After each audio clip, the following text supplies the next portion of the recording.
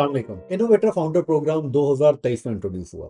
2023 के बाद या 2023 में जाने वाले लोग 2024 के अंदर अपने पहले चेक पॉइंट को कवर कर रहे हैं। इस वीडियो के अंदर हमने पिछले साल में होने वाली कुछ चेंजेस, सक्सेस, अपडेट्स, कुछ मिसकंसेप्शन और स्पेशली पहले चेक पॉइंट को कवर करने की कोशिश की है। 2024 के शुरू होने से ही अल्लाह ताला ने हमें कामयाबियों से हमकिनार किया और हमने काफी सारे अपने क्लाइंट्स को इंडोर्समेंट हासिल करने में उनकी मदद की। इसी तरह पूरे साल भर में मुख्तलिफ ट्रबल्स के ऊपर हम लोग इंडोर्समेंट हासिल करते रहे, मुख्तलिफ बिजनेस प्लान की। और इसी तरह साल के एंड तक अल्लाह ताला के फजलो करम से 27 दिसंबर को उनमें से आखिरी टीम का वीजा भी प्रोसेस हो गया और इंशाल्लाह 2025 में वो अपने नए कारोबार का आगाज यूके में करेंगे। इनोवेटर फाउंडर की एलिजिबिलिटी क्राइटेरिया में किसी किस्म की चेंजेस नहीं आई। सेम रिक्वायरमेंट्स हैं। आपके पास सफिशिएंट फंड्स हो अपने बिजनेस को कैरी आउट करने के लिए, आपकी एज 18 से ऊपर हो, आपकी इंग्लिश का लेवल CBFR लेवल 2 हो और उसके अलावा आपके पास एंडोर्समेंट लेटर होना चाहिए। और इसी तरह ना ही इसके सेटलमेंट रूट के ऊपर काफी सारी रूमर्स चल रही थी कि शायद ये भी 5 साल पे चला जाएगा, लेकिन ऐसा नहीं हुआ बिल्कुल भी।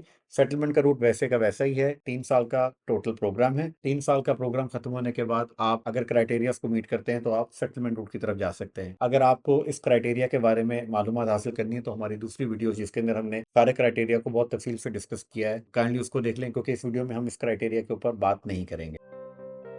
सबसे पहले चेंज वीजा फीस, जो कि 15% इंक्रीज के साथ 1191 हो गई और उसके अलावा IHS के अंदर अप्रोक्सीमेटली 66% का चेंज देखने में आया। ये चेंज बहुत सारी पॉलिसीज की वजह से था, इलेक्शन का ईयर भी था और उसके अलावा जो हेल्थ केयर का जो वीजा चल रहा था पहले, उसकी वजह से जो बहुत ज्यादा इनफ्लो आया, क्योंकि उस हेल्थ केयर के वीजा के ऊपर किसी किस्म का IHS की फीस या हेल्थ सरचार्ज नहीं होता। उसको कैटर करने के लिए उस प्रोग्राम में भी चेंजेस की गई, स्टूडेंट की स्ट्रीम में भी थोड़ी सी चेंजेस की गई और इस प्रोग्राम के ऊपर भी ओवरऑल इम्पैक्ट जो है ना वो टू फोल्ड हो गया। तो अप्रोक्सीमेटली 66% पे चला गया टोटल IHS के चार्जेस। वीजा फी और IHS फी किस तरह आपको और आपके फैमिली को, इंक्लूडिंग आपके नंबर ऑफ डिपेंडेंट्स को इम्पैक्ट करती है, इसके लिए एक छोटा सा कैलकुलेटर हमारी वेबसाइट पे अवेलेबल है। उसके अलावा फ्री ऑफ कॉस्ट असेसमेंट भी अवेलेबल है, जहाँ पे आप अपनी इंफॉर्मेशन अगर अपलोड करेंगे तो हमारे कंसल्टेंट्स उसको रिव्यू करने के बाद आपको हेल्प आउट करेंगे कि अगर आप एलिजिबल हैं तो किन ग्राउंड्स के ऊपर आपके केस को प्रोसीड किया जा सकता है, और अगर आप एलिजिबल नहीं है तो किन रीजंस की वजह से आपको किसी और प्रोग्राम को परस्यू करना चाहिए।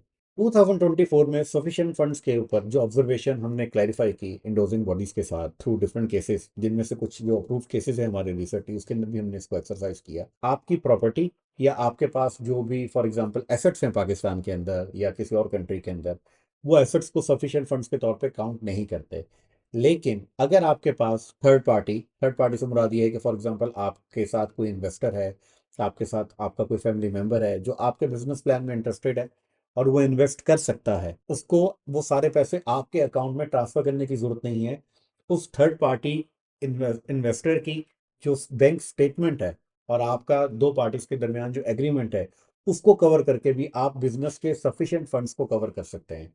फॉर एग्जांपल अगर एक IT एप्लीकेशन को बनाने के लिए एक सर्टेन अमाउंट दरकार है जो कि आपके पास इस वक्त अवेलेबल नहीं है, लेकिन आपका किसी के साथ इक्विटी बेस के ऊपर या किसी और बेसिस के ऊपर कोई एग्रीमेंट ठहरा है और उसकी बेस के ऊपर आप जो है ना दिखा सकते हैं उनको कि मेरे पास ये फंड्स अवेलेबल नहीं है, लेकिन जो फंड्स मुझे रिक्वायर्ड हैं इनके साथ मेरा एग्रीमेंट हो चुका है, once I will be in UK, मुझे ये फंड्स मेरी एक्सेस में होंगे और वहां से आप इसको कर सकते हैं। इसका एक सर्टन क्राइटेरिया है। वो हमने बॉडी के साथ एक्सरसाइज किया और बॉडी ने उसको अप्रूव भी किया। और ये कुछ उन एलिमेंट्स में से एक था जो कि बहुत ज़्यादा डिबेटेबल एलिमेंट्स थे, जिस तरह फॉर एग्जांपल फाउंडर्स को पहले साल में सैलरी रखनी चाहिए या नहीं रखनी चाहिए। अगर फॉर एग्जांपल अपनी सैलरी को विड्रॉ करते हैं तो हमारे फंड्स ओवरऑल डिप्लीट हो जाते हैं। किस तरह हम सफिशिएंट फंड्स को मेंटेन करें, थर्ड पार्टी को मेंटेन कर लें या उसके अंदर अपनी सैलरीज को मेंटेन कर लें, ये सारी क्लैरिफिकेशंस को हमने अल्लाह का शुक्र है इस साल एक्सरसाइज किया और हमने देखा कि इन दोनों पॉइंट्स के ऊपर हमने बहुत अच्छे तरीके से ना सिर्फ केस को विन किया, बल्कि बॉडी भी इस बात पे सेटिस्फाइड है कि एज अ स्टार्टअप बूटस्ट्रैपिंग करते हुए अगर आप इस तरह की किसी चीज़ को फॉलो करते हैं या ऑब्जर्व करते हैं तो that is good for the business in the long run. अब बात कर लेते हैं कुछ ऐसी मिसकंसेप्शंस की। मिसकंसेप्शंस के बारे में मैं क्लैरिफाई कर दूं कि रूमर्स को हम कैटर नहीं कर रहे, हम उस मिसकंसेप्शन को कैटर कर रहे हैं जो बहुत ज़्यादा सवाल हमसे पूछे गए। सबसे पहली मिसकंसेप्शन, क्राइटेरिया टफ होता जा रहा है। देखिए, क्राइटेरिया स्टार्ट से ही ऐसा था। क्राइटेरिया टफ नहीं होता, मार्केट की सिचुएशन के हिसाब से बिजनेस की अडेप्टेबिलिटी में फ़र्क आता है। अगर आप कोई ऐसा बिजनेस लेकर आ रहे हैं, फॉर एग्जांपल जनरेटिव AI से रिलेटेड है, तो आपको भी पता है कि इस वक्त अगर किसी फील्ड के अंदर बहुत स्पीड में तरक्की हो रही है तो डेट इज AI इटसेल्फ। इसको एज अ बजवर्ड भी यूज़ किया जा रहा है, और लेकिन इसको एज अ प्रैक्टिकल इम्प्लीमेंटेशन के तौर पे भी यूज़ किया जा रहा है। जिस तरह 2024 के एंड तक चैट जीपीटी ने अपना नया मॉडल इंट्रोड्यूस करवा दिया। सिमिलरली जो माइक्रोसॉफ्ट के सीईओ उन्होंने कहा कि आने वाले दौर के अंदर जो एजेंट्स हैं वो जो है ना टेक ओवर करेंगे सैस बिजनेसेस को। तो ये बहुत ज़्यादा स्पीड के अंदर जो चेंजेस हो रही हैं, उसकी वजह से आपको अपने क्राइटेरिया को भी उसके हिसाब से अडाप्ट करना पड़ता है। अगर एक बिजनेस प्लान हमने जनवरी में बनाया है और हम उसको अप्लाई करने के लिए जा रहे हैं फॉर एग्जांपल सितंबर के अंदर, तो 9 मंथ्स की जो डेवलपमेंट्स है हमें उसको भी केटर करना पड़ेगा। क्योंकि आप ऐसा नहीं हो सकता कि हम एक पुराने आइडिया को नई डेवलपमेंट के साथ अलाइन ना करें और उसको हम आगे ले जाएं, और उसकी बेस के ऊपर डेफिनेटली हमें जब प्रॉब्लम होती है तो इस पे बजाय इस चीज़ को अंडरस्टैंड करने की बजाय क्लाइंट को कभी कभी इस तरह लगता है कि शायद ये क्राइटेरिया टफ से टफ होता जा रहा है, जबकि इवेंचुअली वो मार्केट की अडाप्टेबिलिटी को कॉन्टिन्यूसली टेस्ट कर रहे होते हैं। इसकी एक वजह यह भी है कि बॉडी के पास चूंकि पूरी दुनिया से मुख्तलिफ जगह से प्लान आ रहे होते हैं, तो उसके थ्रू भी बॉडी अपने आप को एजुकेट कर रही होती है कि मार्केट के अंदर किस तरह के ट्रेंड्स जो हैं वो इस वक्त इंक्रीज हो रहे हैं या बढ़ रहे हैं, या किस तरह के ट्रेंड्स जो है ना ऑब्जर्व किए जा रहे हैं। उसके अकॉर्डिंगली उनका नॉलेज भी अपग्रेड होता है, और उसकी बेस के ऊपर वो क्वेश्चन आंसर सेशन भी करते हैं समटाइम्स। उसको देखते हैं कि क्या ये उन ट्रेंड्स के हिसाब से अपने आप को इसने अलाइन किया है कि नहीं किया। दूसरी मिसकंसेप्शन जो अक्सर लोग पूछते हैं कि हाँ, इसमें हम एज अ ये सिर्फ इन्वेस्टर्स ही इसके अंदर काम कर सकते हैं। जिस तरह मैंने भी पहले क्लैरिफाई किया है कि अगर आप थर्ड पार्टी अरेंजमेंट्स कर लेते हैं अपने आइडिया के बेस के ऊपर, और आप ये दिखा देते हैं कि बिजनेस को चलाने के लिए मैं समहाउ किसी न किसी तरीके से फंड्स को अरेंज कर सकता हूँ, तो मेरे पास ये फंड्स अवेलेबल हैं, मेरे पास इसके रिसोर्सेज अवेलेबल हैं, तो बॉडी को इस तरह की कोई प्रॉब्लम नहीं है, ना इवन के यूके होम ऑफिस को कोई प्रॉब्लम है, अनलेस अनटिल आपका वो केस जेन्युइन हो और आप उसको एक्सरसाइज कर सकते हैं। तीसरी सबसे बड़ी मिसकंसेप्शन जो मार्केट में क्रिएट की जाती है बाय पर्पस, शायद वो ये कहा जाता है कि जी अब वीज़े नहीं लग रहा है, या इंडोर्समेंट लेटर जो है वो इसलिए अप्रूव नहीं हो रहा क्योंकि सर्टन लोगों की सर्टन बॉडीज के साथ जो है ना किस्म की अरेंजमेंट्स हैं। इसमें ये ज़रूर होता है कि बिजनेस प्लान लिखने का तरीका, बिजनेस प्लान प्रेजेंट करने का तरीका कितना वेल अलाइंड है इंडोर्सिंग बॉडी के रीडर्स के हिसाब से। अगर आप एक ही बॉडी के साथ काफ़ी अच्छे से काम कर रहे हैं तो आपको पता चल जाता है कि कौन से एरियाज़ के ऊपर बॉडी ज़्यादा फोकस करती है, कौन से एरियाज़ के ऊपर बॉडी फोकस नहीं करती, उनको कौन सी इन्फॉर्मेशन किस तरह प्रेजेंट करके आप देंगे तो उनके लिए इजी टू रीड है। It's all about how we are presenting our idea. इसमें ऐसा नहीं है कि किसी की खास अरेंजमेंट होती है।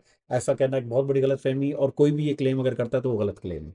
सक्सेस रेट के बारे में जो मिसकंसेप्शन मार्केट में क्रिएट की गई थी कि इसकी सक्सेस रेशियो एक सर्टन परसेंटेज से कम है। फॉर एग्जांपल, कुछ लोगों ने कहा ये 10% से भी कम है, किसने कहा ये 1% है, 2% है। जबकि ये चीज़ कोई भी कंसल्टेंट, कोई भी इमिग्रेशन वाला या कोई भी इदारा अपने तौर पे कंफर्म नहीं कर सकता। इसका सक्सेस का रेशो सिर्फ और सिर्फ इस वक्त यूके होम ऑफिस के पास है, और उन्होंने कभी भी अपनी वेबसाइट पे या अपने किसी जर्नल में या किसी जगह पे भी इसकी किसी किस्म की भी कोई क्लैरिफिकेशन नहीं दी। इसके बरक्स वेब के अंदर जब इनोवेटर इंटरनेशनल ने अपना एक ओपन सेशन किया था, उन्होंने अपने कुछ नंबर शेयर किए थे जिसमें उन्होंने बताया था कि उनके पास जो पूरे प्लान 2023 में या 2024 के स्टार्ट तक आए हैं, उसकी बेस के ऊपर उन्होंने अपना एक एनालिसिस प्रेजेंट किया था कि उनके एनालिसिस के मुताबिक उनका अपना एंडोर्समेंट अलॉट करने का जो रेशियो है डेट इज 37%। और इनोवेटर इंटरनेशनल के मुताबिक ये एक नंबर एक अच्छा नंबर है, क्योंकि उनके हिसाब से बहुत सारे प्लान्स जो रिजेक्ट हुए हैं, सबसे बड़ा प्रॉब्लम जो उन्होंने फेस किया है वो क्वालिटी से रिलेटेड है। अच्छा, क्वालिटी से रिलेटेड ये है कि जो ड्राफ्टिंग की गई है या जिस तरह अपने केस को प्रेजेंट किया गया है, वो प्रेजेंट करने का तरीका जो इस क्योंकि ये बिजनेस टीयर 1 का प्रोग्राम है, आपकी राइटिंग या आप अगर बिजनेस यूके में करने जा रहे हैं दुनिया के किसी भी हिस्से से, तो it has to match a certain level of writing. दूसरा मेन कंसर्न उस बिजनेस प्लान की क्रेडिबिलिटी का था। फॉर एग्जांपल, जो आइडिया लेकर जा रहे हैं यूके के अंदर, अगर उन्होंने पहले उस आइडिया को एग्जीक्यूट नहीं किया और वो उसको फर्स्ट हैंड करने के लिए जा रहे हैं, और उसके लिए उनके पास जो रिलेटेड मटेरियल है या रिसोर्सेज हैं, एक्सपीरियंस है या नॉलेज रिक्वायर्ड है, अगर उन्होंने उसको सब्सटेंशियल तरीके से नहीं दिखाया, तो डेफिनेटली एक क्रेडिबल बिजनेस प्लान नहीं नज़र आता, जिसकी बेस के ऊपर वो प्लान रिफ्यूज हो जाता है। और सबसे इंपॉर्टेंट, रिसोर्सेज। ऐसा नहीं हो सकता कि आप सारे का सारा काम जो है ना वो खुद कर लेंगे, डेफिनेटली आपको रिसोर्सेज चाहिए, और रिसोर्स प्लानिंग बहुत ही एक इंपॉर्टेंट फैक्टर होता है ओवरऑल बिजनेस की स्केलेबिलिटी क्राइटेरिया को मीट करने के लिए। आप इन क्राइटेरिया से रिलेटेड हमारी एक अलग वीडियो जो कि क्राइटेरिया को डिटेल में एक्सप्लेन किया गया है, वो भी रेफर कर सकते हैं। सबसे बड़ी मिसकंसेप्शन रिगार्डिंग इन्वेंशन और इनोवेशन, मोस्टली लोगों को ये गलत फहमी है कि हम आइडिया जब प्रेजेंट कर रहे हैं तो ये तो या तो दुनिया में कहीं हो रहा होगा या यूके में भी हो रहा होगा, तो ये तो इनोवेटिव ही नहीं है।